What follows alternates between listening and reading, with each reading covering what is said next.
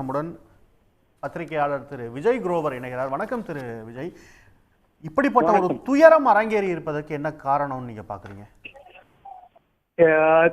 இந்த program actually திடீர்னு ஒரு பிளான் பண்ண ப்ரோக்ராம் இருந்ததுனால இன்னைக்கு காலையிலேருந்தே ஒரு க்ரௌட், ஒரு எக்ஸைட்மெண்ட் நாங்கள் பார்த்துட்டு வந்துட்டு இருந்தோம். ஸ்டேடியம் பக்கம் ஒரு 4 லட்சம் பேர் கிட்ட யூத் மெயின்லி வேறு வேறு ஏரியாலேருந்து வந்து இந்த ப்ரொசஷன்ல செலிப்ரேஷன்ல பார்ட்டிசிபேட் பண்ணுறதுக்கு வந்தாங்க.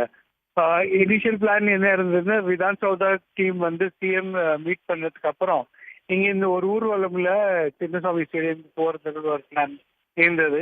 பட் க்ரௌட் சுச்சுவேஷன் பார்த்துட்டு போலீஸ் அந்த ப்ரொசஷன் பிளானை கேன்சல் பண்ணிட்டு நேராக ஸ்டேடியம்குள்ளேயே ஒரு செலிப்ரேஷன் ப்ரோக்ராம் இருக்குன்னு அனௌன்ஸ் பண்ணதுனால பப்ளிக் ஸ்டேடியம்குள்ள இருந்தாங்க. அண்ட் ஸ்டேடியம் கெப்பாசிட்டி வந்து 70,000 to 75,000 வரைக்கும் இருக்கு.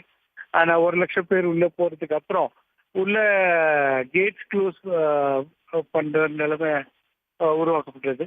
அண்ட் வெளியே ஒரு 2 to 3 lakh பீப்புள் இன்னும் உள்ள போறதுக்கு ஒரு முயற்சி பண்ணிட்டு இருந்தாங்க. அந்த டைம்ல ஒரு ஸ்டாம்பீட் நடந்ததுல ஒரு 35 பேர் காயம் ஆயிட்டாங்க. அவங்களுக்கு இருக்கிற பக்கத்துல பவுரிங் ஹாஸ்பிட்டல் போயிட்டு அங்கே அவங்களுக்கு ஃபர்ஸ்ட் ஹேண்ட் ட்ரீட்மெண்ட் கொடுக்கறதுக்கு ஏற்பாடெல்லாம் பண்ணி விடுது.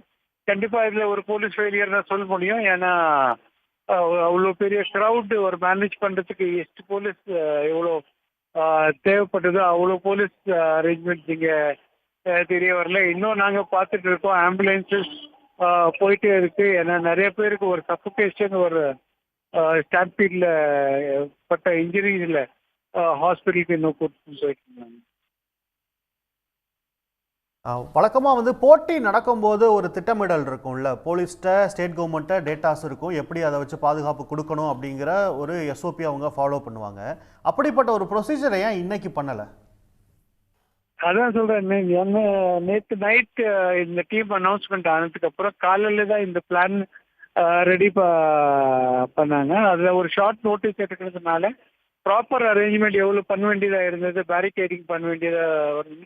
அண்ட் சிட்டி சென்டருக்குள்ள இருக்கிற ஸ்டேடியம் இருக்கிறதுனால ஒர்க்கிங் டே இன்னைக்கு டிராஃபிக் கன்ஜெஷன் ரொம்ப ஜாஸ்தியாக இருந்தது.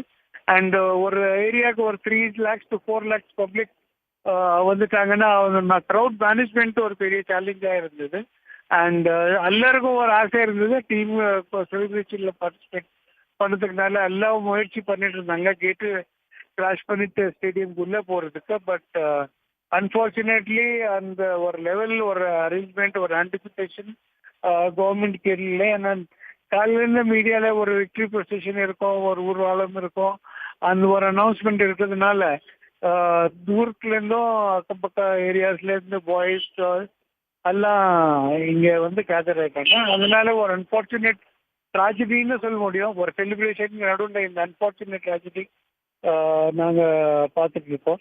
பட் இப்போதைக்கு ஊர்வலம் பிளான் ட்ராப் ஆயிருக்கு. அண்ட் சிஎம் மீட் பண்ணுறதுக்கு அப்புறம் இந்த டீம் இப்போ சின்னசாமி ஸ்டேடியமுக்கு போயிட்டு ஃபேன்ஸ் ஒரு நன்றி சொல்றதுக்கு ஒரு ஃபங்க்ஷன் இருக்கு. அங்கேயே அவங்கள கேசிஏலேருந்து ஆர்சிபிலேருந்து ஃபெலிசிட்டேஷன் ப்ரோக்ராம் என்ன இருக்கும் அது இருக்கு. பட் ஒரு சேட் ஸ்டாம்பீடுனால ஒரு செலிப்ரேஷனுக்கு கொஞ்சம் மியூட்டேட், கொஞ்சம் கம்மியாக பண்ணுறதுக்கு ஒரு பிளான் வாய்ப்பு இருக்கு.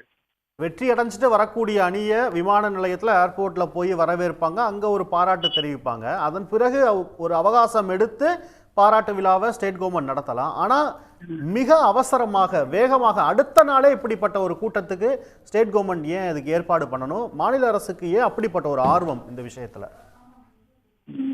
இதுக்கு கண்டிப்பா பதில் கொடுத்தே ஆகணும். ஏன்னா நீங்க கேட்குற மாதிரி எல்லாரும் இது கேட்குறாங்க. இது மாதிரி ஒரு அர்ஜென்சி என்ன இருந்தது.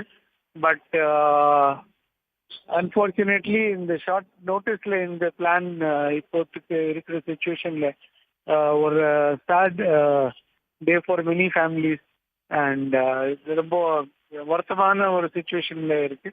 அண்ட் இப்போ வெளியே இருக்கிற ஃபேன்ஸ் ஸ்லோலி அவங்க வீட்டுக்கு போய், ஏன்னா அவங்களுக்கு இப்போ என்ன தெரியுதுன்னா ஒரு வாய்ப்பு இல்லை அவங்களுக்கு ஸ்டேடியம்குள்ளே போகிறதுக்கு. So there going back home, at least போய் டிவியில் பார்க்கலாம், நான் ஒரு அதில் போயிட்டு இருக்காங்க.